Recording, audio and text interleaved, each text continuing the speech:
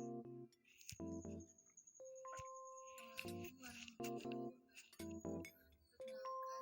Maya Syifa dari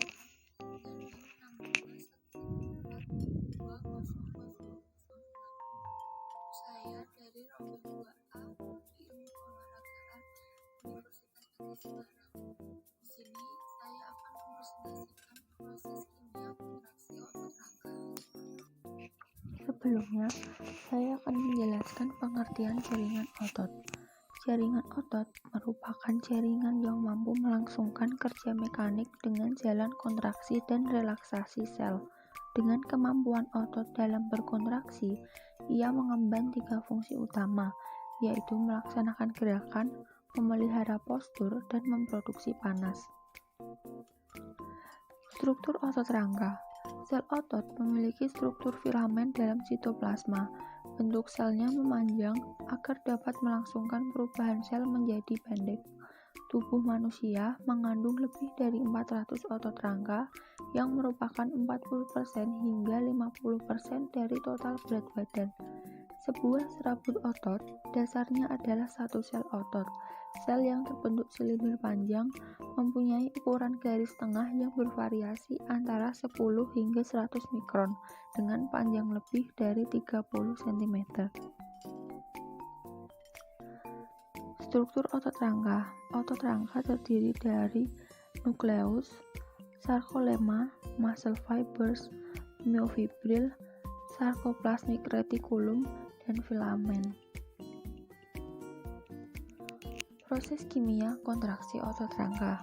Kontraksi otot adalah proses kompleks yang melibatkan sejumlah protein seluler dan sistem produk energi.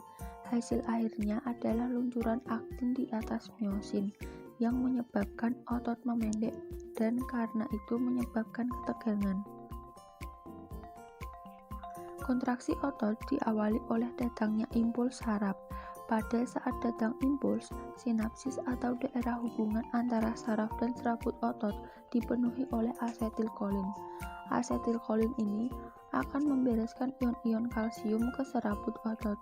Ion kalsium akan bersenyawa dengan molekul troponin dan tropomyosin yang menyebabkan adanya sisi aktif pada filamen tipis atau aktin. Kepala myosin atau filamen tebal segera bergabung dengan filamen tipis tepat pada sisi aktif. Gabungan sisi aktif dengan kepala myosin disebut jembatan penyeberangan atau cross bridge. Saat kontraksi, filamen aktin akan berjalan di antara myosin ke dalam zona H. Zona H yaitu bagian terang di antara dua pita gelap. Dengan keadaan yang demikian itu, terjadi pemendekan serabut otot. Namun, demikian ada serabut yang tetap panjang, yaitu garis M, atau anisotrop atau pita gelap, sedangkan garis Z atau isotrop pita terang, dan daerah H bertambah pendek waktu terjadi kontraksi. Mekanisme kerja otot. Bagian ujung myosin dapat berkaitan dengan ATP dan menghidrolisis ATP tersebut menjadi ADP. Energi dilepaskan dengan cara mencegah pemindahan ATP ke myosin yang diubah bentuk menjadi konfigurasi energi tinggi. Myosin yang berenergi tinggi tersebut kemudian berikatan dengan aktin membentuk jembatan silang. Setelah terbentuk, jembatan silang tersebut membebaskan sejumlah energi dan menyampaikan energi tersebut ke arah aktin. Proses ini menyebabkan aktin mengerut.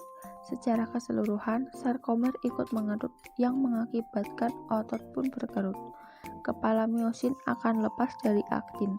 Proses ini memerlukan ATP yang diambil dari sekitarnya. Dengan peristiwa ini, maka aktin akan lepas dari myosin. Secara keseluruhan, otot akan relaksasi kembali. Proses ini akan berulang sampai dengan 5 kali dalam jangka waktu 1 detik. Kontraksi otot akan berlangsung selama ada rangsangan. Apabila tidak ada rangsangan, maka ion kalsium akan direabsorpsi.